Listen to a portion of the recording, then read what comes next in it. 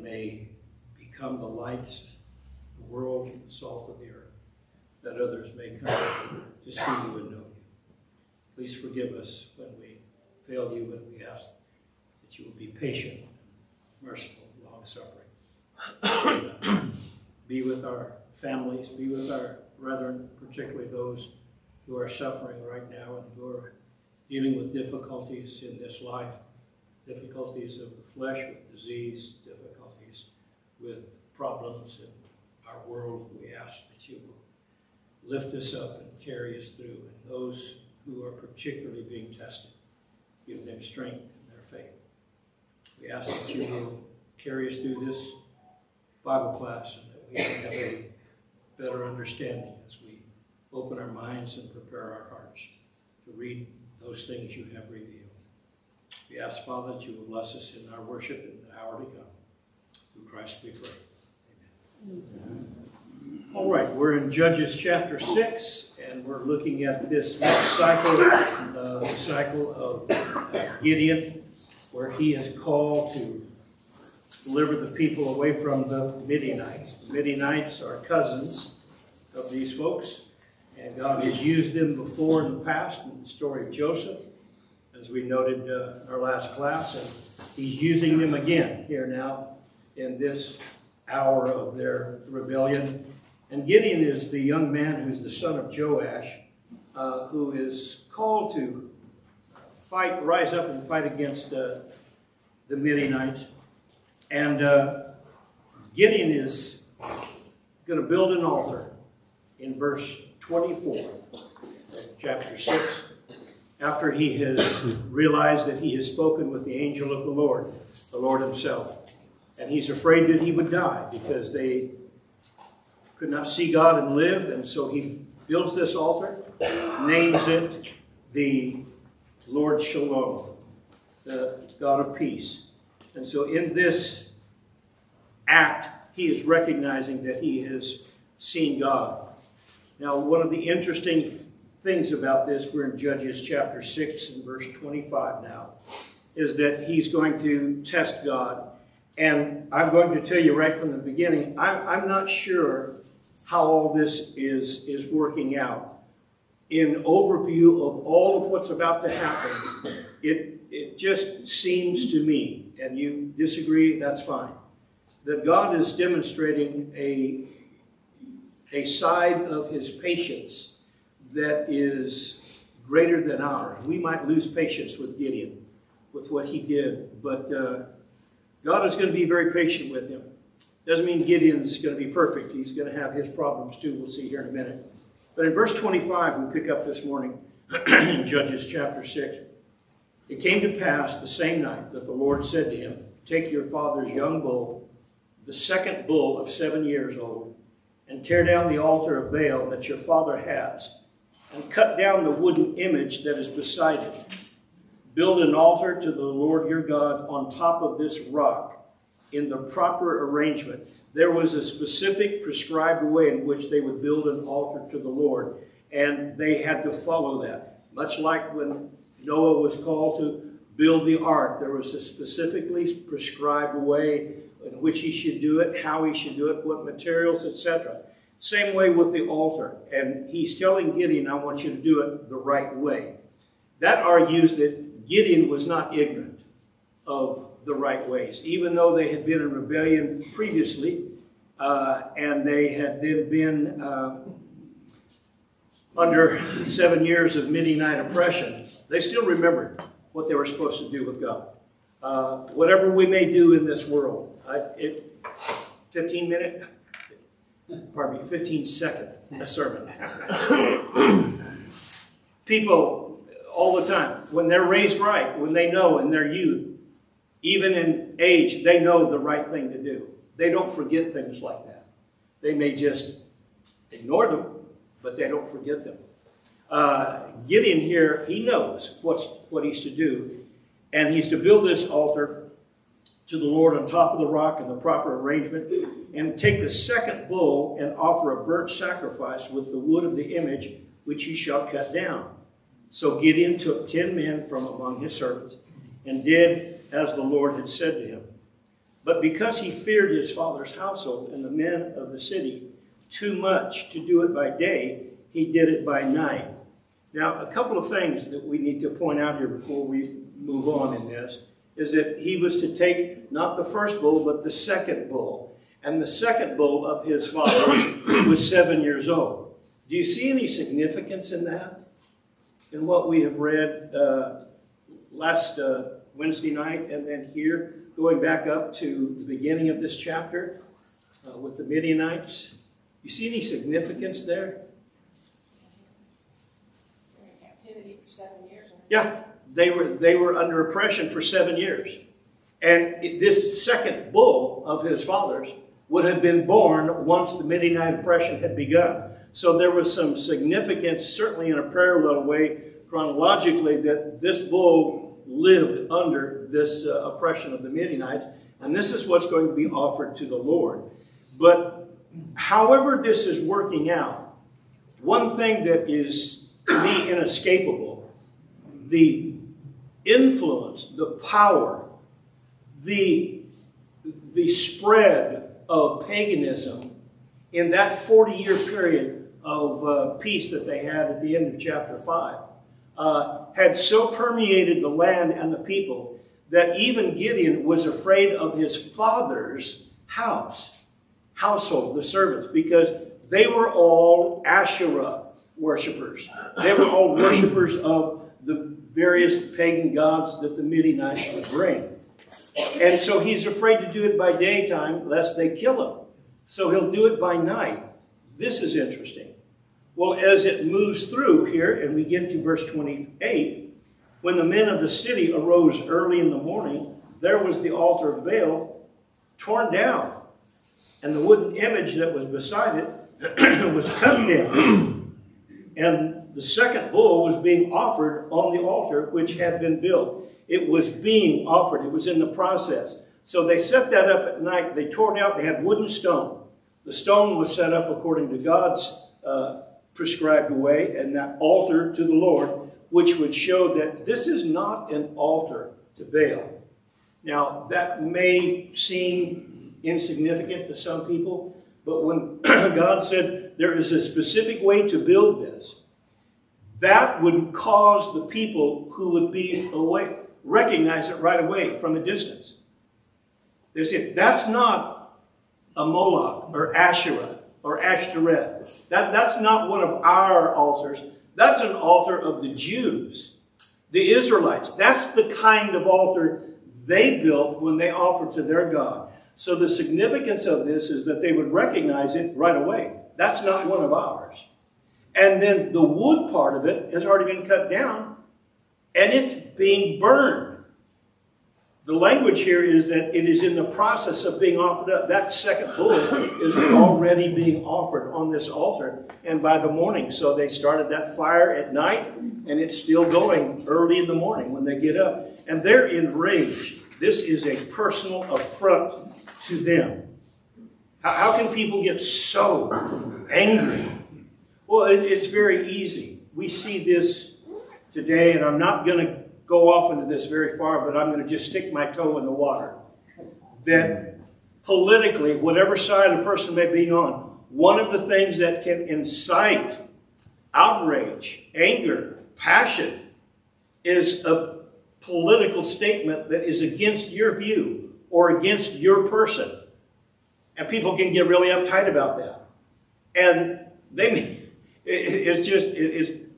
it's crazy how that works. But for, I guess, most of history, if you want to stay safe, you don't argue politics or religion. You just don't do that. The lady that used to cut my hair up north, she said, oh yeah, when we were trained, they told us, you don't talk about three things: politics, religion, or sex. Those three things, you just stay away. You don't even talk about that. Then she started asking me about the church and what was going on there, what I believed about the temptation. So I'll give you a 5-page report, which I did. And then, okay, all right, I don't think I'll get in trouble with her. She got her to come once. Who knows, hope the Lord will be merciful to her. But however this works, these guys are just all bent out of shape. Whoa! What happened to our altar? And what happened to our image? And it's being burned right now on this strange idol, this strange altar here that's not ours. And so what they're wanting to do, verse 29, they said to one another, who has done this thing? And when they had inquired and asked, they said, well, Gideon, the son of Joash, has done this. Then the men of the city said to Joash, bring out your son that he may die, because he has torn down the altar of Baal, and because he has cut down the wooden image that was beside him. All right, we're going to kill your son. Bring him out here. Now, this is an interesting dynamic that's going on here. This was Joash's bull, Joash's altar, Joash's image.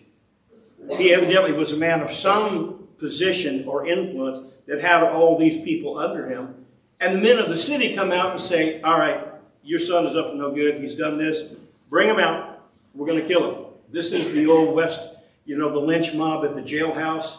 And the sheriff has got the prisoner in the jail. Well, the prisoner is his son. And but he's not in jail. He's out to go get him and bring him here. And this is what Joash says. This is just, to me, so remarkable.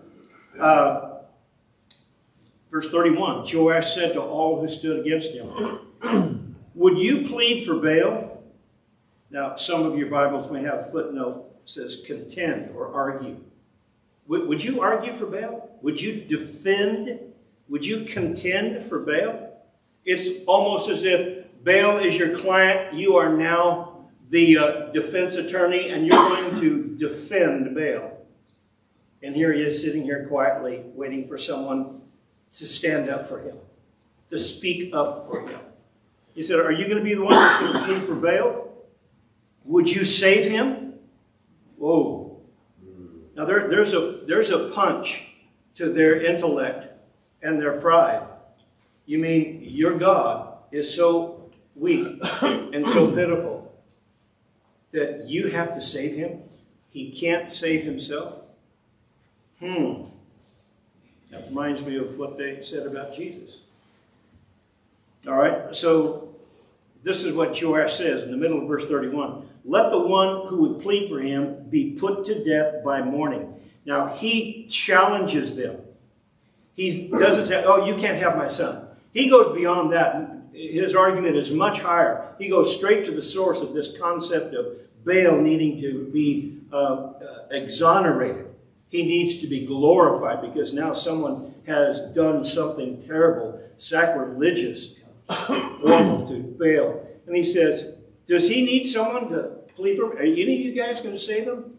Then he ups the ante and he says, anyone who comes forward to try to plead for Baal, we're going to kill him. Now, that's how he shuts it down right there. Now, pardon me, you may not like this analogy, and I understand that, but when you're an old geezer like me who likes John Wayne movies, this is the way it is in the old Western. When the lynch mob comes to the jail, what does the sheriff do? He first of all stands at the door and says, you can't have him. But then the next thing he does is he gets his gun out and he looks to the leader and he puts the gun and he said, all right, you may get it, but you're going to go first. The first man who stands there, he said, I'm going to kill him. That's what Joash has just done. He's faced this whole mob who now say, we're going to kill your son. And he says, you mean Baal needs someone to plead for him? Is there anyone here who could save Baal? Showing them how absurd and ludicrous this is. That their God, that they don't even know who he is other than through an image of stone or wood, but they've never seen him. They've never seen his work of his hand. He said, all right, if anyone here wants to plead for him, he's going to die. And that shuts him down. James? I find it interesting that Joash here is so bold, yet it's his Baal altar and it's his Asherah. So was it just not bold enough and God picked Gideon instead, or was it, something else? Maybe just Gideon's younger and he sees it more a possibility for a longer leadership. Or maybe it just comes to when it's his own son. When it comes to whatever these altars, I don't really care about him, but when it comes to his own son, he's going to defend him with his life. But he doesn't care that much about what God really wants. That's right. That, to me, as we began this morning, that's one of the most compelling things about this story. That, how is this? This doesn't make sense. That Joash is his altar, his image, his people, and evidently we can, I think, safely conclude it was his God that he had served for all these years, and now he's standing up and he's showing us who Baal really was and telling these men, challenging them about their faith, and you think, how could Joash do this for the last 7 years? Maybe he had a change of mind, but maybe like Gideon, he was afraid of his own people. Can people sometimes build a machine, a monster, a group of people, or whatever it is that will turn on them and they're afraid of what they may say or do? That they'll lose their position, their place, whatever? That might be it, but that's the first thing I think of, what James just said. Like, how does this make sense? Anyone going to get John? In my head, I've always just thought of it as his religion was a business. He was successful. He was successful in this community, and to be successful, he felt he needed to be part of the community, so to speak. And that community were Baal worshipers. So that's what he was. Right. I don't think he was convicted that Baal was God. I think it was just convenient to do business in that town if you were. I think to take that point and connect it with James' last point about his son, and those two together give us a little better picture of what's going on. I think that's likely what is happening. He has fallen into this as a matter of convenience through the years, that this is what you do. This is where you are a part of. There is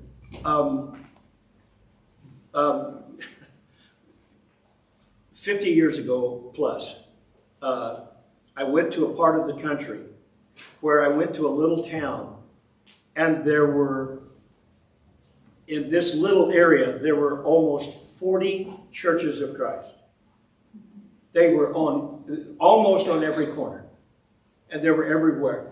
And I met a friend from school that took me to this place, and I was just astounded that the overwhelming majority of people, the population of the town, the village, the county, etc., they were all members of the church. And I thought, this is wonderful. This is great. And my friend said, well, maybe not so much. I didn't get it at first. And then as he began to explain to me that in this region, it was very advantageous, business-wise, school-wise, social-wise, to have your name on the roll of this congregation. And I went back a few years and held a meeting at this little bitty church. It was the strangest looking little building I'd ever seen. And by the time I got preaching, there were over 400 people in this place. And in walks the county sheriff.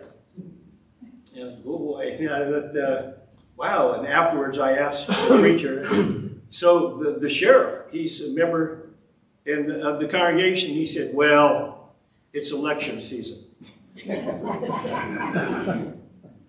And so I think, along with John's comments, that could be the case. That it was advantageous for him, for his business, for his family, etc. But then, as James pointed out, now they're ready to take his son. Now he's ready to stand up and draw the line. Which makes you wonder, where's the real backbone for Joash here? Yes, Mark? I think that's a good route to keep in mind. But I would say it's good to keep the other possibility in mind too, because it changes a little bit the amazement of the power and influence that Gideon had on Joash as well as God, right? Because if we say it was just a business transaction, right? And it could mean that them taking down the altar wasn't a big deal at all, right? On the other end, if he was this is very influential to him, this is a big part of his life, then God, through Gideon, has done something remarkable, right? Because how many of us would go into our father's house if they're struggling with alcohol and just demolish all the alcohol and put water instead? Or somebody with a father who's very into politics, take all their social, economic, all their books, all their all their videos and put the Bible instead, right? Yeah. This is a very challenging thing that possibly that God and Gideon have done for Joash. And how many of us would have the courage to do the same thing to our parents? That's right. Good point. You're thinking like a preacher. That's great. That might be the reason why Joash stands up and now maybe he's a little proud of his son Gideon, what his son has done now. And so he's standing up with him. That's right. I think that these are all very good comments that would certainly be applicable in that. Any other question or thought about that? Well, he calls them out, and let's read verse 31 again. Joash said to all who stood against him, "Why would you plead for Baal? Why would you save him? Let the one who would plead for him be put to death by morning. If he is a god, let him plead for himself, because his altar has been torn down." Now, I'll tell you what this reminds me of is Elijah up on Mount Carmel when he was calling out the prophets of Baal. Call on your God. And they did all day, all afternoon, cut themselves open and cried and wailed. And Elijah started making sport of them, having fun with them. Well, cry a little louder. Maybe he can't hear. Or, oh, you know what? Baal's on vacation. He's got here. And it made fun of him. And then when they were all done, he said, stand back. And he had all the water poured on it. And he said, Lord, take care of it. Bang! Here it happened. Swept it up with fire. That's impressive to think about that, how that happened. And this is in a similar fashion right here. So verse 32, on that day, he called him Jerubbaal, saying, let Baal plead against him, because he has torn down his altar. If Baal has any problem with this, let him speak for himself. And so he names Gideon that. That's kind of his nickname, Jerubbaal. And so he wears that. Verse 33, then all the Midianites and the Amalekites, the people of the east, gathered together, and they crossed over and encamped in the valley of Jezreel. Now, I'm going to show you this here. Let's get to that. Missed the, oh my, well, the map is gone. We got taken off here. Well, enough of that. Forget that. If you can remember from Wednesday night, and one of the maps that's in the syllabus here is the Jezreel Valley, where Megiddo is, and where Ophrah, where we're reading right now, came from. The Jezreel Valley was the valley where the three highways would meet, and in that, or by that junction, is the city of Megiddo. Megiddo was key to that, and it's from there that the phrase Armageddon had come to us. But most of the major battles were all fought in the Jezreel Valley, all down through there.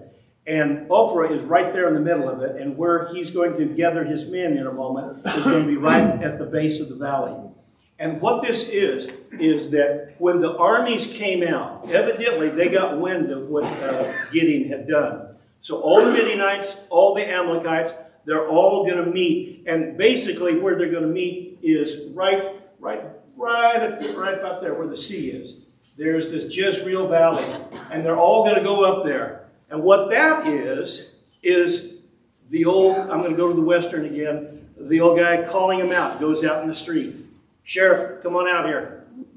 And that's what's happening, is that the Midianites, the Amalekites, they go out into the valley. That's the valley of war. That's where the battles had been fought. And so they're out there and waiting, and that's what's going on right here. The verse 34, the Spirit of the Lord came upon Gideon.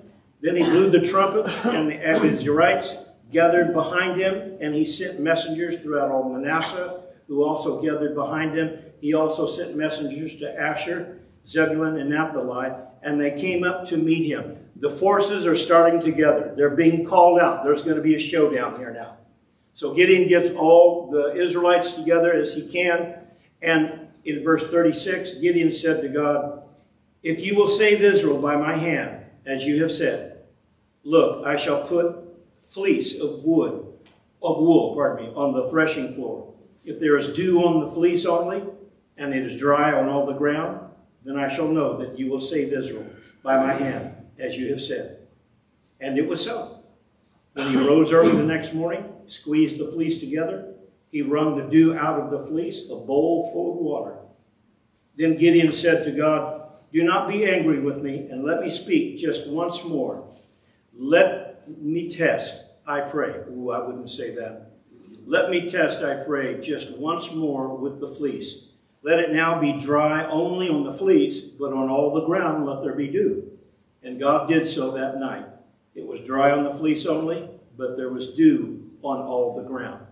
Now, I'm reminded of what our Lord said to the devil in Matthew chapter 4 in the temptations. Thou shalt not tempt the Lord thy God. That word means test. And that's exactly what Gideon is doing right here. Now, I don't know, this is why I said at the beginning, here is an episode where the extraordinary patience of God is seen. Would we be as patient with Gideon as God was? I'm not sure, because he's going to ask for more. But whatever's going on here, in this valley of Jezreel, as they're coming out, there's a huge showdown. And no doubt, the armies of the Midianites and the Amalekites and the people of the east, this was a huge, huge army. And Gideon's concerned, and he's trying to call out all of his brothers from the various tribes. Hey, we got a big fight going on here. We've got something started. And they've been oppressing us for 7 years. And the Lord said he's going to deliver us. And then privately Gideon says, Lord, are you sure? Are you sure? Am I the one? To his, I don't, it's easy to sit here and bash on people who are dead and gone and we weren't there and didn't know what all happened. But in Gideon's defense, it might be that Gideon is not testing God, his power or his resolve to save the Israelites, because he's done it before, and they have the history of that with Deborah, and before that Ehud, etc. It may be that Gideon is testing himself. God, are you sure that I'm the one? Because I've already had this dust up with my father's household and family with this. It caused all kinds of problems. My dad had to come bail me out. Maybe I'm not the person. That's a good point. What? Good point. Well, thank you very much. Right on cue. And so it reminds me of David, you know, the king that God had chosen when Samuel said, no, it can't be this one. Yeah. I want the youngest, the most unlikely to lead my people. And that might be the case here for Gideon. I'm going to do that for his benefit so we don't bash on him too much. Jared? I was just kind of thinking, I think the reason why God is patient with him here is because he's not testing him out of pride. He's not testing God out of like a selfishness. He's seeking comfort. He's seeking reassurance from God. And I think if that's the kind of testing that we do of God, of like, hey, I need help here. I need some reassurance. Right. I think that's a totally different thing than putting God to the test in like a prideful way or pushing the limits. Is when I think of testing God. Right. And to make, yes, Robert? Another thing about that along that same line is that Gideon knew that he could not defeat him without God's help. So he wanted to be sure that God was behind him, because he wasn't going to go fight without God's help. Right. Just like Barak. There he said, I'm not going to go unless I know the Lord's going to be with us here. That's right. And we do the same thing today when we're not sure about this or sure about that. Lord, are you sure? Well, the fleece of Gideon is in our hands right here. We're reading it. If there's something in our life that we're not sure about, we'll read it. The Lord will show us. He'll tell us. If we need nothing but just simple reassurance, I know what I need to do, but I need to be reassured that this is the thing I need to do. Well, we're holding it in our hand, right there. There's the fleece. There's the test. There's the proof from God that we are doing His will, because He shows us what His will is. So, as this falls together here, chapter 7, we begin, then Jerubbaal, that is Gideon, and all the people who were with him rose early and encamped beside the well of Harod, so that the camp of the Midianites was on the north side of them by the hill of Moreh in the valley. Now here's what I'm going to show you here. This is the well of Harod, H-A-R-O-D, if you go there today. I'm going to give you a little better picture here in a moment. But what you see here is that there's a spring right back in this little cave kind of a thing that is underneath the ground there, and it springs and comes out right there. And there is the source of the spring right there where Gideon brought his men. And when you back away and look for, there it is right there. Today it's a park. And right about here is a municipal swimming pool. But everything is grown up around it. But this is a mountain right there that's right above. This is at the base of it. The spring is well within the mountain. This hill, I don't have a picture, I wish I did, but this hill is going to come over here and end just about right there. And what happens is if you walked out of that spring, turned left, and walked about a quarter of a mile, you would walk right into the valley of Jezreel, where all of those people are now encamped. And it's a long, it'll go all the way to the coast. So it's a huge valley. It's just like an open plain that extends that far. But he's collected all of his armies here, and they're stopping there, which would be very common, that just before we go to battle, they're going to stop and get some water. They're going to rest, refresh. They're going to get prepped for this huge battle that's going to happen here. And so now the Lord steps up and he has a request. Yes, Jeff? Such great, interesting information in history, but, you know, famous battles have been fought there. Napoleon, I think in 1799, fought the Turks there in those valleys, you know, in those plains, and also even as recent as 1917, the British fought the Turks there.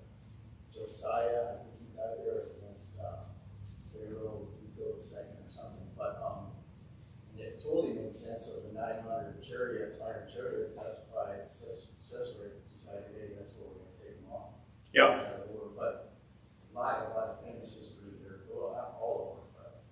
It is stunning when you go there. If you go with someone who is knowledgeable, and to take it, we'll just take this for a moment here as a sideline. To take a tour of Israel, you cannot go by yourself. You can go by yourself and you can just look at things. If you've done some background work, it'll help you along the way. But one of the best ways to go in the beginning is to take an official tour, because the state of Israel will not allow a tour leader to lead a tour through the region without first they're having their masters in Old Testament history. They have 2 years of intense study after their BA to know the Old Testament front and backwards. And so when we went, we had one of these guys, and he went and he stopped here, and he'll name 3 or 4 things. This happened here, this happened here, this happened here. And they're from all over the Bible. So it covers, you walk into this little bitty land that's really not much bigger than Southern California. And all of centuries of history happened right there. So lots of things have happened on top of one another. And so but the Jezreel Valley geographically was such that it was the biggest, widest, longest plain where you could actually lead an army of 10, 20, 30, 40,000 men. Because you couldn't do that in the mountains.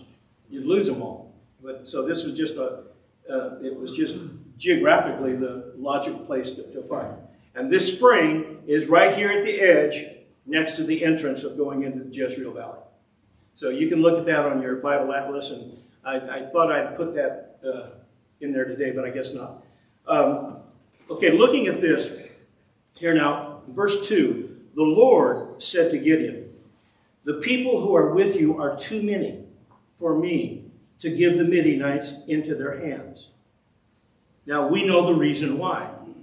I'm not going to give the Midianites into these people's hands because they're too big. The Midians will think, well, we just got outnumbered. we got outmaneuvered. And God says, I'm not going to do that. So Gideon, here's what I want you to do. He said, lest Israel claim the glory for itself against me, saying, my own hand has saved me. Now therefore, proclaim in the hearing of the people, saying, whoever is fearful and afraid, let him turn and depart at once from Mount Gilead. And 22,000 of the people returned. 10,000 will remain, so I'll have basically 32,000 people. And he said, anybody who doesn't want to do this, you're afraid, go home. 22,000 up, said, okay, we're out of here. That leaves him with 10,000. I wonder how Gideon felt when all those left. That's basically 2/3 of your army just gone. Oh boy, okay, all right. Barry? I think that may have been why God was so patient with us, because God knew what he was going to do, and Gideon didn't yet. Yeah. And now Gideon's going, wait a minute. Oh, are we sure about this here? James. Well, the next chapter says, if this is the same army, which presumably it is, it says all the armies of the east, 120,000 had died, and 15,000 were left over. So 135,000 is what he only has 30-something thousand to fight against 135. And then 2/3 of them go home, and we know that God hasn't even finished with it yet. I mean, Right. It really goes to show God's point here is proved. Yeah. The Israelites did not do this on their own. Right. And so verse 4, the Lord said to Gideon, the people are still too many. Bring them down to the water, and I'll test them for you there. Now here's where this is happening. And this one shall go with you, the same shall go with you, and of whomever I say to you, this one shall go with you, the same shall not go. So he's basically saying, I'm going to choose. You're in, you're out. How's that going to happen? So verse 5. He brought the people down to the water. And the Lord said to Gideon, everyone who laps from the water with his tongue, as a dog laps, you shall set apart by himself. Likewise, everyone who gets down on his knees to drink. And the number of those who lapped, putting their hand to their mouth, was 300 men. But all the rest of the people got down on their knees to drink water. Then the Lord said to Gideon, by the 300 men who lapped, I will save you, and deliver the Midianites into your hand. Let all the other people go, every man to his place. So the people took provisions and their trumpets in their hand, and he sent away all the rest of Israel, every man to his tent, and retained those 300 men. Now the camp of Midian was below him in the valley. They're down there waiting. And so now he's left with 300 men. And God's telling him this is why this is going to happen. I don't want Israel to think that they've won it. And I don't want the Midianites to think that they could have beaten us by numbers. They're going to go in very overconfident, thinking, man, this is going to be a cakewalk. I was just going to say that maybe this gives some context to the fleece thing that we just finished with, that, maybe God was extremely patient about that because he realized that he was going to throw some things at Gideon that was going to be kind of hard to accept. So I don't know, maybe one has something to do with the other. Yeah, that's kind of to Barry's point a moment ago, that God knows what's about to happen here. So he's very patient with Gideon, letting him do this because he's going to put Gideon in a spot where his faith is going to be tested. I mean, he's in this now. He's called all the tribes out. He's told them this is what we're going to do. They see the Midianites. So he's neck deep in this. He's committed. And now God is taking away his forces. Right. And he's feeling, oh, what's going here? Daniel? And then John. I've never looked up the commentary, but do you have any take on why the people who lapped up versus those who knelt was? Because it makes in my mind, I'm probably just making this up, but it makes me think like maybe there was something less strong and warrior about this type that he chose, because it's going to seem even more obvious that I won this battle for you, not them. But I don't know if that's the case. That's why well, that is a good point, because what is usually described in that is that the men who would get on their knees and bend down, they're vulnerable. Right. They're not doing the right thing if they were in battle. The men who stayed up and brought the water to their mouth, they could be aware, and they may be the more competent of the soldiers. Yes? Yeah, exactly, to that point. Would you want to fight the people who are going to run away? So think about the 22,000 that left because they were scared. The same thing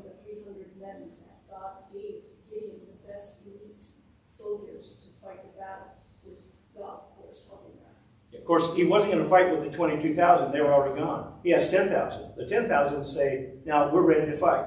And of those 10,000, 9,700 of them are sent home. Yeah? Yes, those 300 were the best elite, gifted, well-trained warriors were, yeah, they didn't take their eyes off the horizon for a possible attack. So, just like, Yeah, that's likely the case there. Yeah.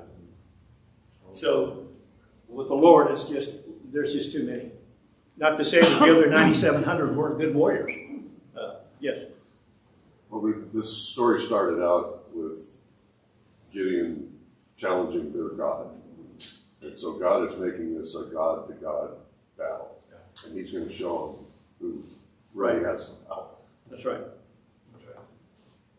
So whether they got that or not, the thing that did, we don't have time for all of that.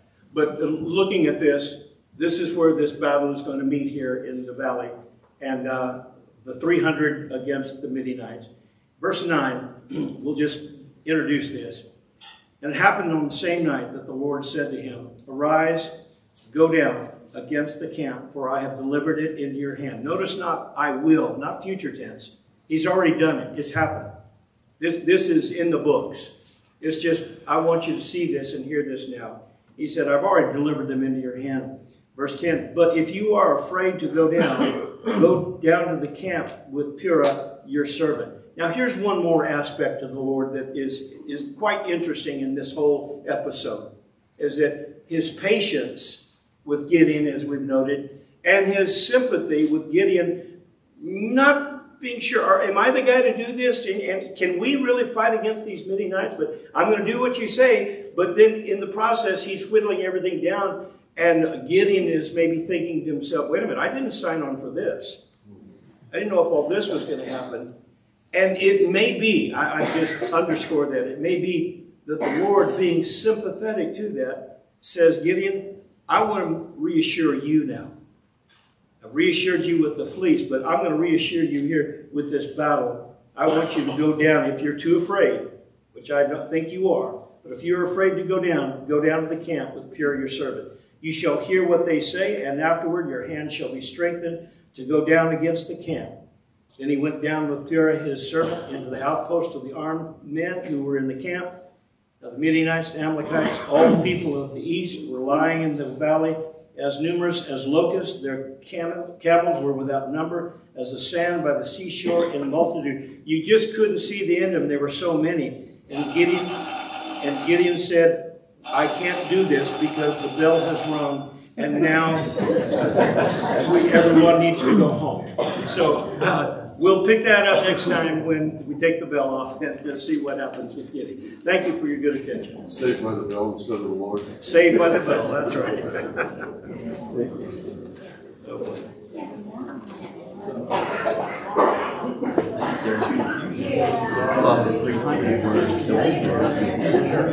Sure. I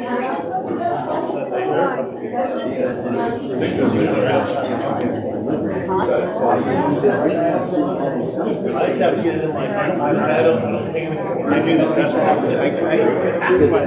That's what I started to copy too.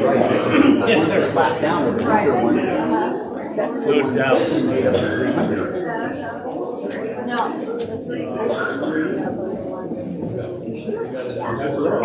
Yeah, I know. Like for the next 9 weeks.